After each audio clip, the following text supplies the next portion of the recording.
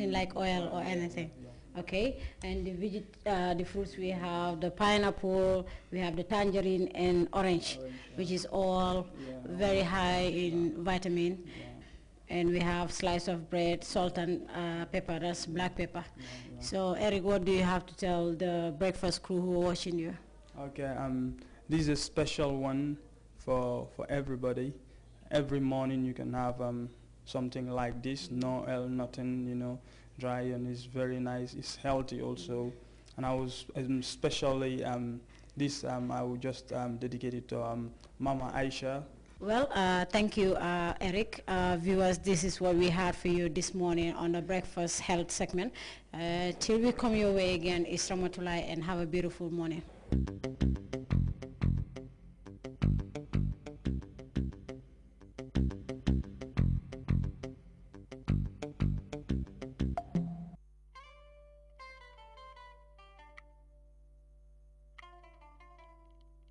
The chiefs played a very, very important role in colonial administration.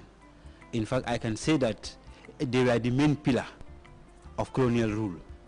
And the white man would not have been able to colonize us without the support of the traditional chiefs.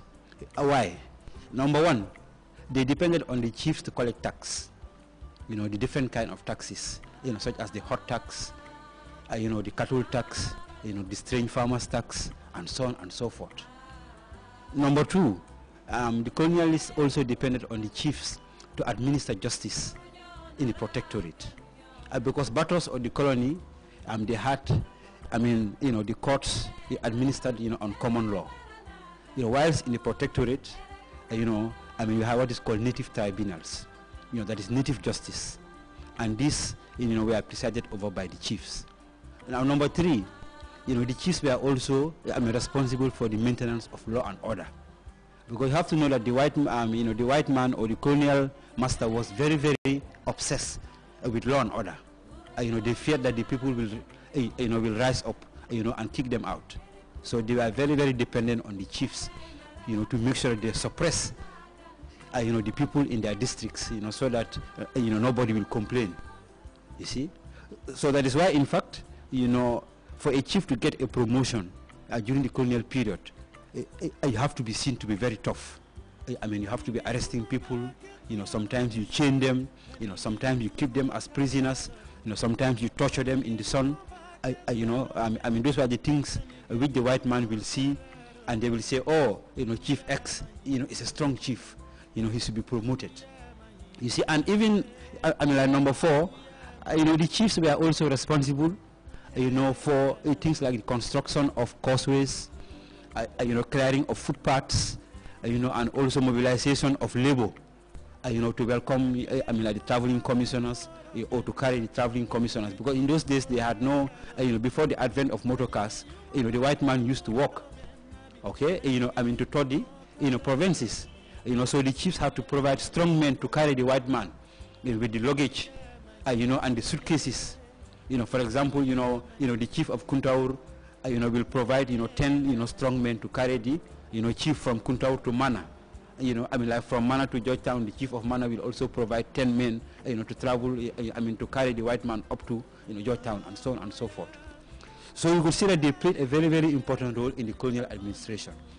Now, this is why the colonial masters also, they pampered the chiefs. The chiefs were given a lot of respect, and also lot of what I say, like privileges. For example, in 1927, Amite School was built, specifically to cater for the sons of chiefs. You see. Now, number two, the chiefs, were given a stipend, depending on the size of your district. Every year, you will receive, like a salary, from the white man. Now, number three, the chiefs also had commissions. Meaning, if you collect tax, if you collect, 100 pounds, the white man will give you 5 pounds. You see. Now, number four, the chiefs also, travel first class. For example, on the Lady Wright, or on the Lady Denham, or on the Prince of Wales. All these colonial, you know, I mean, like boats, you know, which used to ply, you know, I mean, the River Gambia. You know, chiefs always travel first class.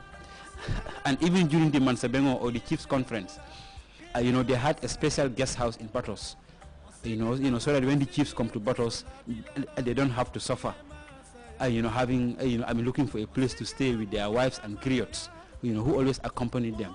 So the colonial government built a special guest house for the chiefs, you know, which was fully equipped with food and servants and so on. So you could see that the chiefs were elite, you know, were among the elite during colonial rule, and they were pampered and they had a lot of privileges. Now, because of this, the chiefs, you know, did not want to lose these privileges, you know, and that is why, for a long time, I mean, they were opposed to the idea of independence, you see, and they also prevented, you know, women, you know, from voting, you know. You know, for a long time, women did not vote in this country, largely because the chiefs were opposed to it, you see. And it was not until, I mean, the 1958, you know, Mansabengo, you know, where the chiefs were finally convinced, okay, that it is now time, you know, for, I mean, you know, for people in the protectorate, you know, to dabble in politics. And even before doing that, they made sure that there was a special political party, you know, which is, you know, I mean, the People's Protectorate Party, you know, which became later known as the People's Progressive Party of Sadaura Jawara. When it was formed, now the chiefs were convinced that, okay, now that people from the Protectorate have their own political party, so I think we can start, you know, allowing, you know, party politics to extend into the Protectorate. But throughout the 1940s and the 1950s, the party politics was only, I mean, like in Batos. You had the UP, you had the Democratic Party, and you had the Muslim Congress, you had the National Party, but these were only allowed to operate in Batos and in Kombo, okay, because the chiefs resisted, okay. They did not want party politics into the Protectorate, into their districts, you see. And also, I mean, even the 1960 Constitution, okay, the chiefs made sure that their privileges were maintained, okay, because in the 1960 Constitution, the chiefs were given 8 seats in the parliament, you see, which was the highest ever, okay. 8 chiefs were nominated into the parliament, you know, in the 1960 Constitution. And this, you know, shows that, you know, the white man was very, very keen to promote the interests of the chiefs, you know, to make them happy, because they knew that the chiefs were their allies, you know, as far as, you know, colonial administration was concerned. And we have Mr. Omar Mbake, who was the chief of Sami between 1947 and 1964. Yes, you know, between 1947 and 1964. He was among the few educated chiefs. He was a qualified teacher, in fact. And also, I mean, he became a member of the Legislative Council, you know, or in what we today call the Parliament, during the colonial period, I mean, representing chiefs.